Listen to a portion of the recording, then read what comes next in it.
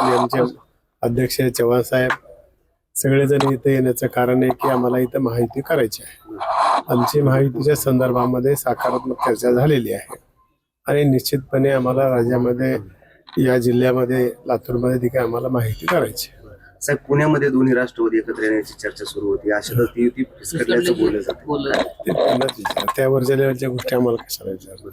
सकाळपासून Ajit Pawar not reachable होते, पण आता कळलंय की ते अमोल कोल्हे सोबत बैठक करतात म्हणून तुम्ही जर बसले असतील, कामात असतील, कामासाठी काम करणारा माणूस आहे, कामासाठी वेगळे बसले की नॉट रिचेबल पळून गेले असं कसं म्हणता येईल?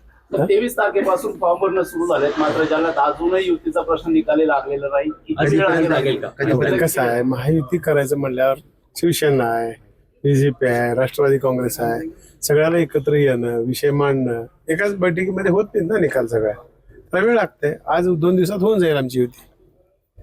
बरं, राज्यातील नगरपालिका नगर परिषदांमध्ये महायुतीला गवळी पेश आलेला आहे. हो, आगामी महापालिकाचं चित्र कसं असेल? त्याच्यापेक्षा चांगलं असेल, त्याच्यापेक्षा चांगलं आहे. साधारण किती जागा 29 पैकी किती जागा नाही, आम्हाला नगरपालिके जेवढ्या जागा भेटल्यात मागेल्या वेळेस त्याच्यापेक्षा जागा जास्त भेटतील, कारण मागे ज्या काही चुका झाल्यात आमच्या त्या आम्ही दुरुस्त करून येणार आहोत. ओके ओके, धन्यवाद.